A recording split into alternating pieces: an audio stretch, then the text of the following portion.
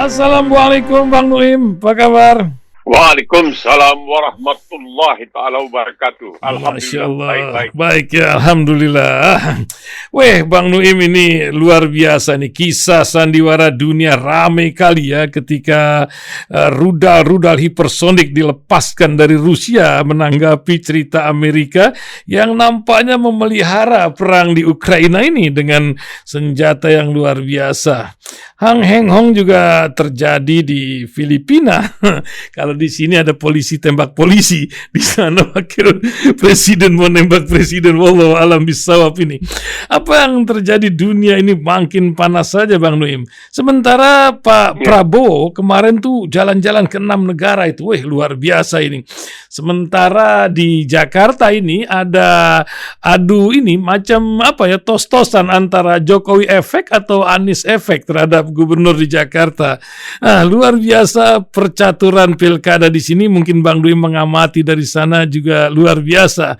Dan yang terakhir tentu saja urusan pimpinan KPK, korupsi ini menjadi sebuah susah diatur ya, dan belum lagi judi, banyak kali PR-nya negeri ini.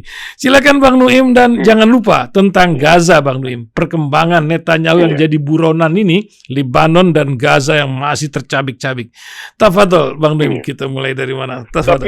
Tapi kita Gaza sedikit ini soal peri kemanusiaan. Betul. Ini ada semacam mau dikatakan fitnah. Ini seorang yang disebutkan buzzer atau influencer ya dari Kuwait.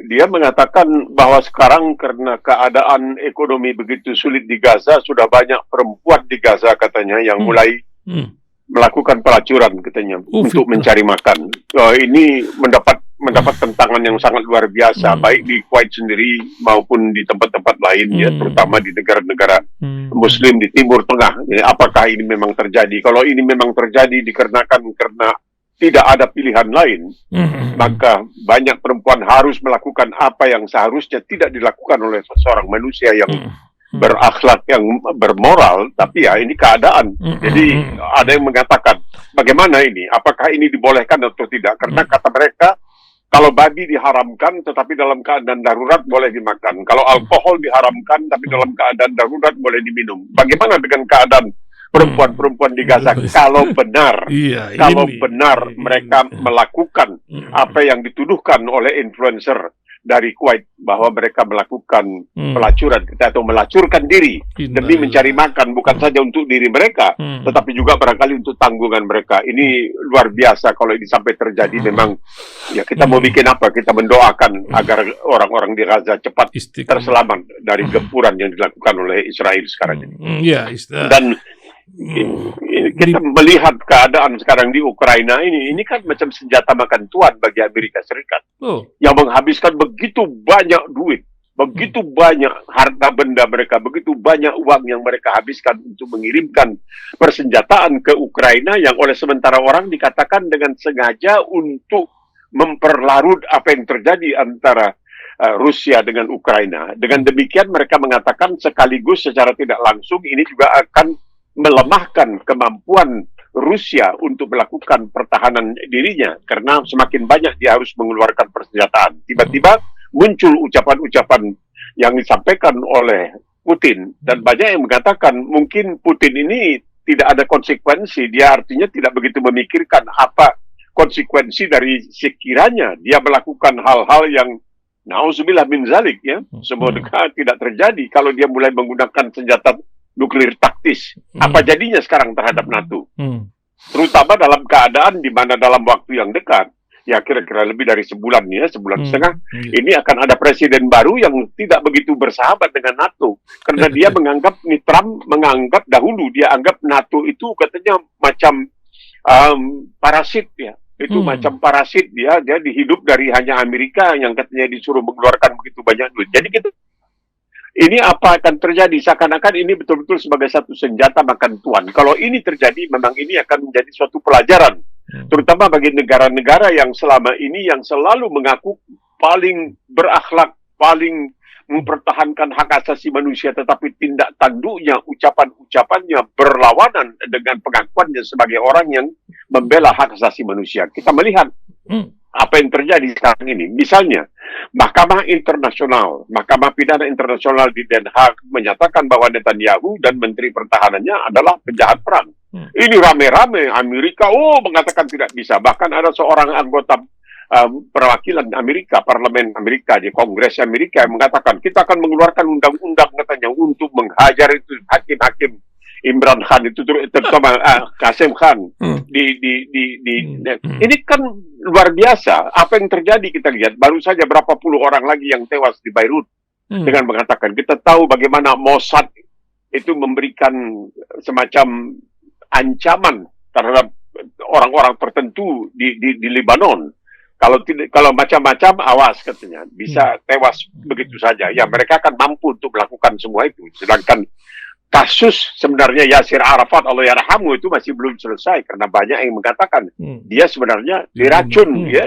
Dengan mudah mereka bisa melakukan hal seperti itu. Jadi keadaan sekarang ini kelihatan di satu sisi memang sangat membahayakan umat manusia karena kalau terjadi perang nuklir memang ini sangat luar biasa. Tapi di lain sisi kita melihat apakah ini merupakan suatu balasan yang paling tepat terhadap mereka yang telah melakukan pelanggaran terhadap hak asasi manusia, melakukan genosida, melakukan boleh dikatakan penghapusan atau untuk menghapuskan atau memusnahkan semua bangsa di suatu tempat seperti Palestina. Jadi kita melihat semoga ini menjadi suatu pelajaran yang bisa menenteramkan dunia kita lah sekarang ini.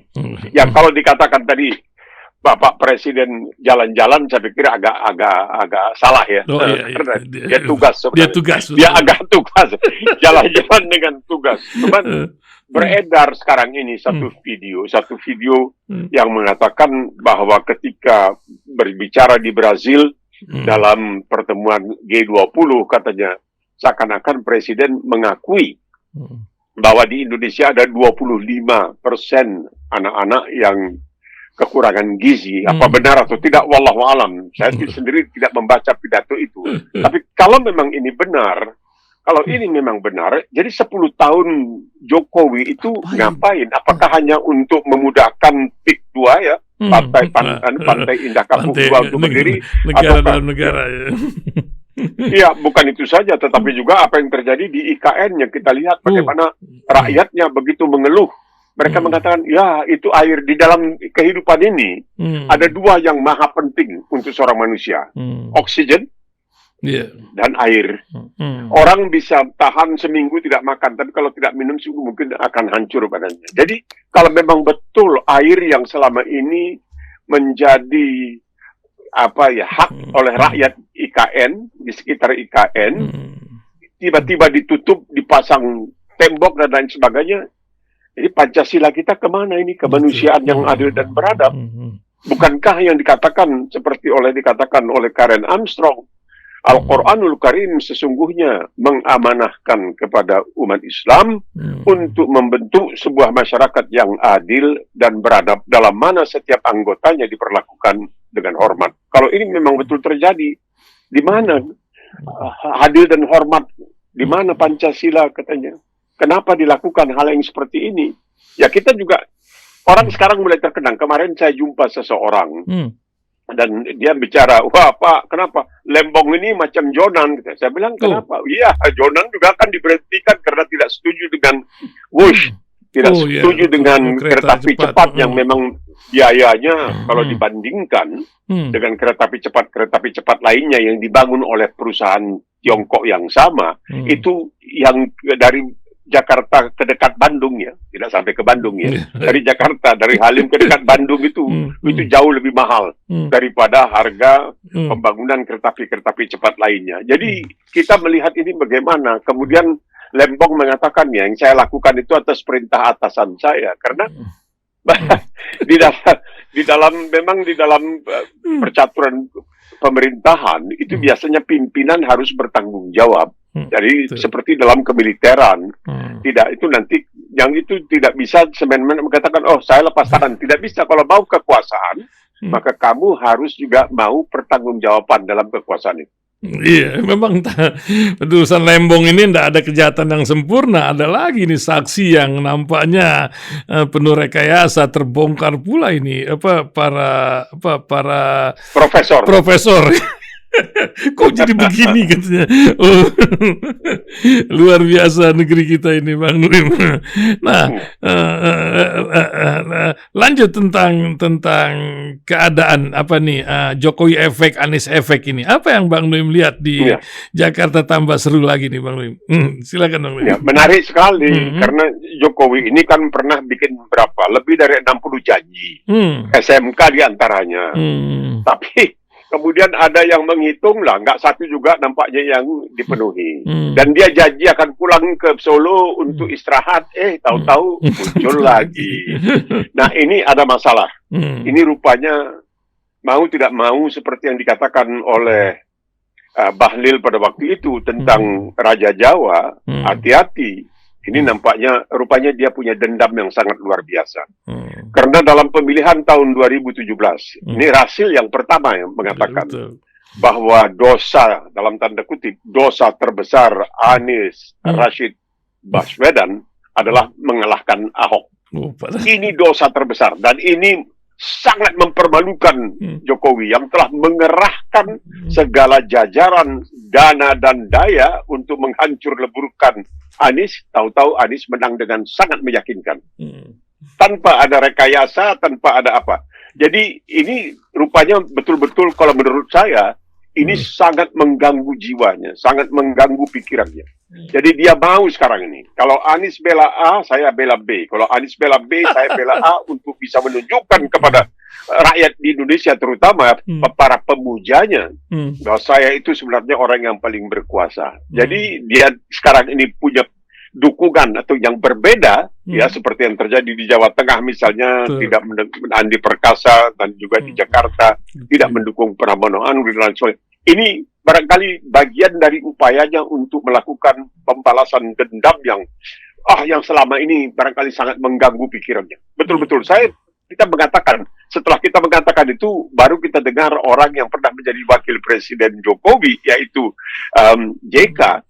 JK juga mengatakan bahwa dosa terbesar Anies itu adalah mengalahkan Ahok, yang waktu itu didukung dengan segala kekuatan duniawiah yang ada di Indonesia, dan kalah. Ini yang membuat dia rupanya makan tak sedap, kata tidur pun tak lena. Makan nasi bagaikan dedak, minum air bagaikan duri. Ini dia. Jadi mau balas dendam ini. Ya, luar biasa. Ini kita lihat sandiwara ini akan kemana? Karena memang peristiwa reklamasi juga menjadi sebuah contoh yang sekarang ini dihadapi oleh bangsa ini. Apakah sedemikian apa contoh di mana yang kalau oligarki sudah sedemikian merengsek pada sebuah negeri? Apakah masih bisa diharapkan? Karena kan Bang Nuim mengalami berbagai masa di mana rakyat atau para politisi itu loyalitas terhadap humanisme dan juga ideologi itu dipegang keras. Tapi sekarang nampaknya sudah lentur lah. Apa memang zamannya sudah demikian atau cemana, Bang? Jadi banyak orang jadi sakit jiwa yang lihat ini, Bang. Silakan, Bang. Kita lihat, kita pernah di Indonesia zaman Soekarno punya apa yang disebutkan sebagai PP 10. Peraturan pemerintah nomor 10. Itu hebat lah. Itu jadinya orang-orang keturunan Tiongkok, peranakan tidak boleh misalnya bisnis di daerah pedesaan dan lain sebagainya. Mereka harus ke kota dan lain sebagainya. Menariknya, hari ini ada satu tulisan panjang lebar di koran Singapura, The Straits Times, yang mengatakan bahwa sebenarnya di Malaysia, misalnya mereka ambil contoh di Malaysia, itu di kalangan anak-anak muda, 70% anak-anak muda Melayu masih menginginkan agar bangsa Melayu diberikan prioritas. Ini yang dilakukan oleh Perdana Menteri yang sebelumnya, Tan Sri Mahathir Mohamad. Ia memberikan kesempatan untuk memajukan orang-orang. Memang di kalangan orang dewasa katanya perbedaannya tidak begitu banyak, antara 50 dengan 49%, begitu kira-kira. Tapi di kalangan anak muda itu 70%, karena mereka terutama merasa perlunya pendidikan, dan dengan adanya ketentuan di mana pemerintah memberikan kepada mereka yang dianggap sebagai bumi putra yang tidak begitu makmur, itu akan membantu untuk menselaraskan ya antara peranakan India, peranakan Tionghoa dan lain sebagainya dengan yang bumi putra yang bagaimanapun tidak bisa dibantah adalah penghuni awal dari tanah tumpah darah tersebut. Jadi ini yang menarik sekali tulisan ini. 70% di kalangan anak-anak muda di Malaysia itu terutama yang Melayu menginginkan agar jangan sampai diubah ketentuan yang berlaku selama ini, peraturan pemerintah yang berlaku selama ini, terutama sejak Mahathir Mohamad yang memberikan semacam boleh dikatakan prioritas kepada orang-orang bumi putra. Ini pernah dicoba di India. Di India itu pernah waktu itu dikatakan bahwa kalangan yang dari kasta terendah supaya diberikan keistimewaan. Di Amerika juga pernah. Ini yang disebutkan affirmative action. Ya, ini juga pernah juga di Amerika ingin dilakukan hal yang seperti itu. Jadi memberikan kesempatan. Nah, apa yang terjadi kalau benar apa yang kita baca tentang Pantai Indah Kapuk kedua ini, negara di dalam negara, dikatakan bukan itu saja, tetapi bagaimana rakyat di sana tanahnya diambil semacam dipaksa untuk dibeli dengan harga murah, kemudian dijual kembali oleh yang membeli, yaitu non bumi putra, peranakan, mau dikatakan dijual kembali dengan harga yang sangat mahal. Nah, ini kan kasihan mereka. Jadi seperti yang dikatakan, saya melihat satu acara yang dibuat oleh televisi Australia mengenai di Morowali, kemudian dibuat mengenai di IKN. Di IKN itu juga ada seorang perempuan, kalau saya tidak salah, yang punya kedai begitu, jual nasi dan sebagainya. Dia mengaku kepada wartawan dari Australia itu bahwa dia ditawari umrah. Wah, ini dia bilang ibarat pucuk dicinta, ulam tiba. Ditawari umrah. Wah, dia terima. Pergi umrah. Waktu pulang, dia katakan sekarang tanah kamu mau diambil, dan ganti ruginya itu sebagian sudah dibayar dalam bentuk umrah. Ongkos umrah kamu. Dan dia bilang, kalau saya harus bayar, saya tidak berani, tidak mampu umrah. Rasulullah Sallallahu Alaihi Wasallam sendiri ketika ada orang yang kepingin haji mengatakan saya ingin pinjam uang, boleh nggak haji? Rasulullah tidak bisa. Jangan kamu pergi haji dengan meminjam uang itu. Ini jadi ini apa yang terjadi sekarang di Republik Indonesia ini? Sebab dikatakan oleh orang seperti Karen Armstrong, Al-Quranul Karim sesungguhnya mengamanahkan kepada Muslim untuk membentuk sebuah masyarakat yang adil dan beradab, dalam mana setiap anggotanya diperlakukan dengan hormat. Ini harap dipertimbangkanlah, coba dipikirkan. Luar biasa. Ini mungkin mungkin awalnya dari salah pendidikan di negeri kita. Kan memang hari ini kebetulan hari guru nih, Bang Nuim nih, hari guru di Indonesia ya. Ini juga mengingatkan kita tentang keadaan posisi PISA, ranking pendidikan kita yang masih 16 besar terendah di dunia dari urutan ke-6 atau berapa gitu. Apa yang Bang Nuim bilang faktor pendidikan tadi yang Bang Nuim salah di mana negeri kita ini?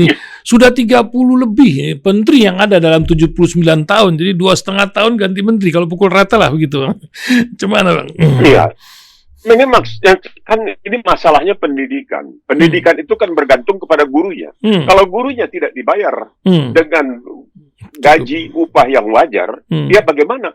Saya melihat ada suatu acara televisi waktu itu di Indonesia yang berkata seorang guru yang digaji 300.000 atau berapa sebulan. Betul, 250.000 itu penting. Padahal dinaikkan itu orang-orang yang menjadi dalam BRIN menjaga Pancasila dan sebagainya, dikasih ratusan juta sebulan dan lain sebagainya. Ini bagaimana dengan mereka yang bertanggung jawab untuk meningkatkan akal, meningkatkan kemampuan berpikir anak-anak ini digaji. Jadi mereka tidak bisa bekerja 100% konsentrasi, mereka harus memikirkan juga makan dan minum. Jadi ini penting sekali juga untuk dilihat. Kita melihat ya di banyak negara bagaimana misalnya guru-guru itu bisa hidup dengan cukup tenang karena gaji yang lumayan dan lain sebagainya, tidak berlebihan tapi cukup. Dan ini penting karena pendidikan itu di Australia dikatakan pertama wajib, kedua sekuler, ketiga cuma-cuma.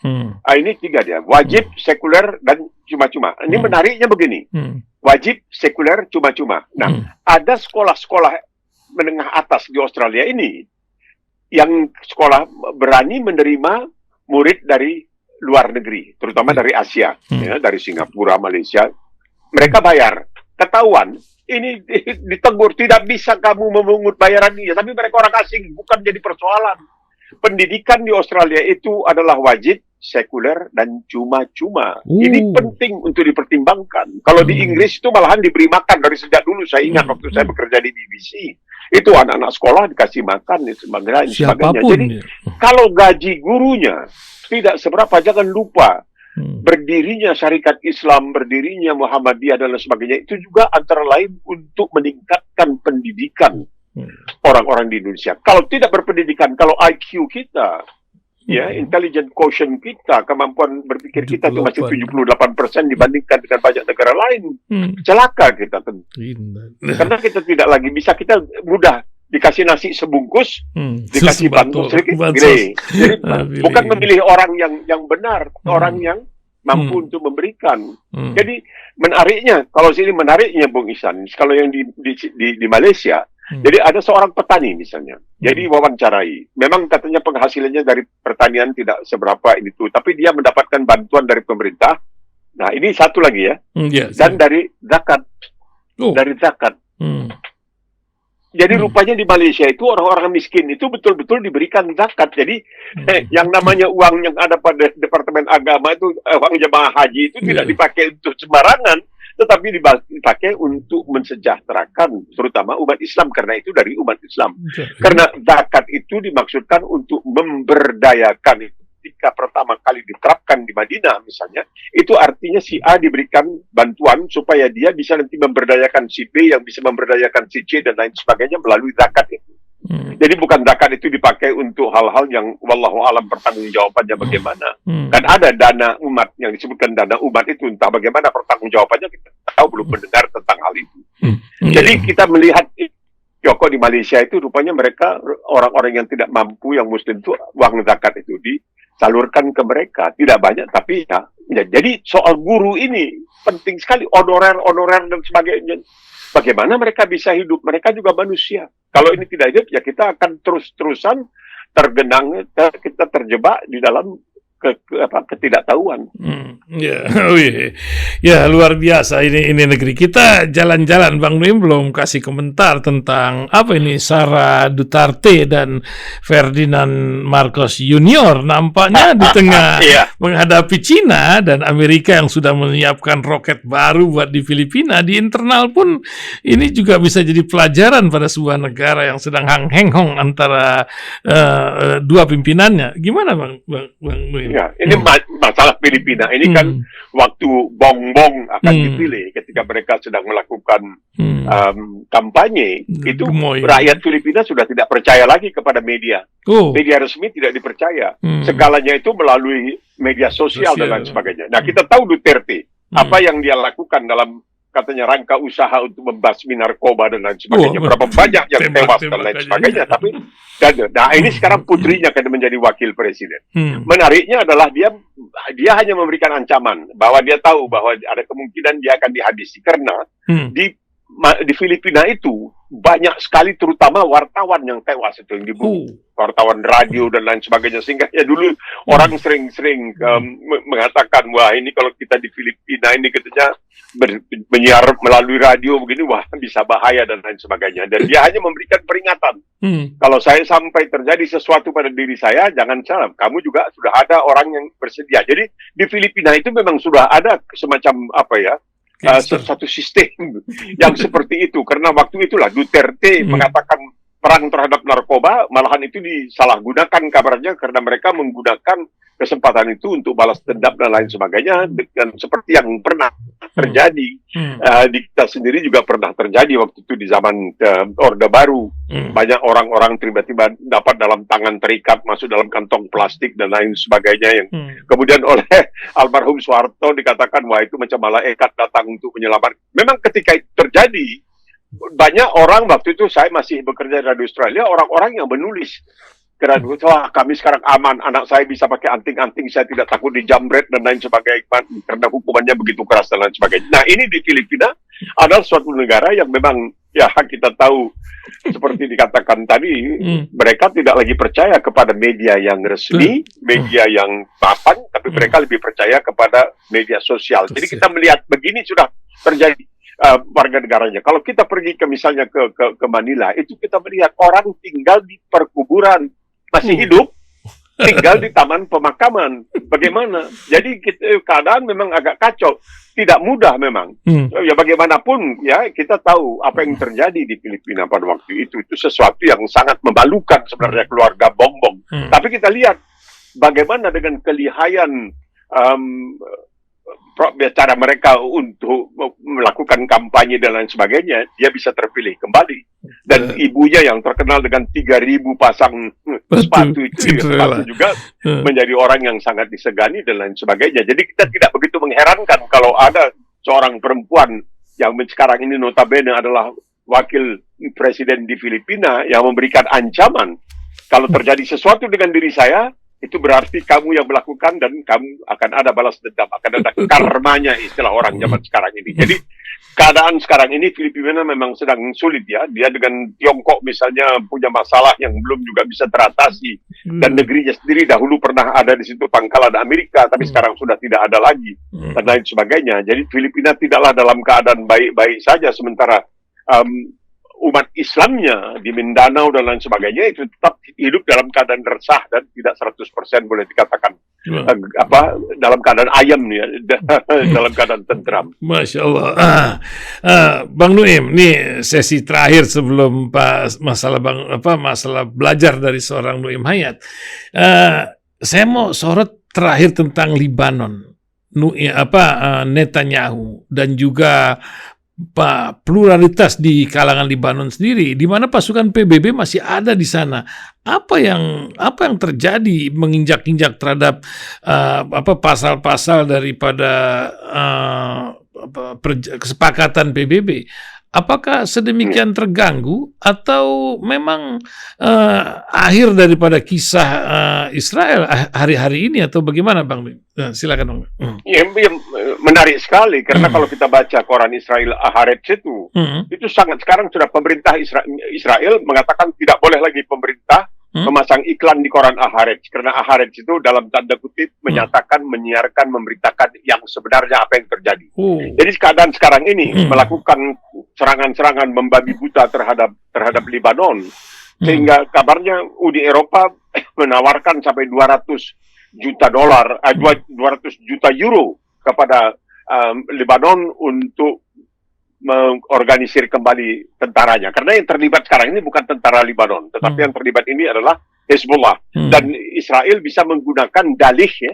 Oh, ini kami bom ini, apartemen ini hancur karena di situ ada tokoh Hezbollah. Oh, di situ ada markas Hezbollah dan lain sebagainya. Mereka bisa melakukan ini dan mereka baru saja melakukan yang terakhir ini kira-kira berapa puluh orang, 80 orang tewas barangkali. Tetapi mereka juga terus-terusan mendapat gempuran dari pihak Hezbollah tapi tidak ada yang tewas, yang ada itu hanya terluka dan beberapa bangunan yang hancur. Jadi Libanon ini juga bukanlah sebuah negara asli ya. Lebanon bukan, ini kan dibentuk boleh dikatakan setelah Perang Dunia Pertama ini dibentuk, jadi bukan merupakan sebuah negara asli, tapi ini negara ciptaan. Itulah jahatnya Inggris dengan Prancis setelah Perang Dunia Pertama. Mereka meminta Arab untuk membantu mereka melawan Khilafah Utsmaniyah. Setelah berhasil, akhirnya janji ya. Janji itu nampaknya memang dibikin untuk diingkari, bukan untuk dibuktikan. Ya, ini menjadi masalah sekarang ini. Karena kita bahwa di Lebanon sendiri pun di situ ada 2 kamp pengungsi. Itu kamp pengungsi itu penuh dengan orang-orang Palestina yang oleh Israel tidak dibolehkan kembali ke Filipina.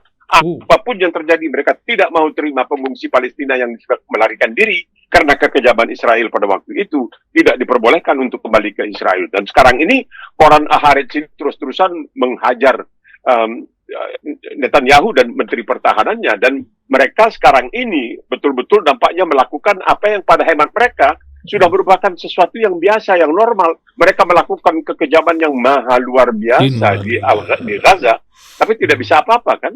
Karena mereka adalah yang disebutkan sebagai adidaya yang sebenarnya. Karena setiap kali Amerika coba untuk menegur, karena hanya yang bisa itu barangkali Amerika, itu pun sampai batas tertentu. Setiap kali Amerika menegur, mereka mengatakan, apa yang telah kamu lakukan terhadap bumi putra Amerika bangsa Indian. Amerika tidak bisa berbuat sesuatu apa. Jadi bagaimana?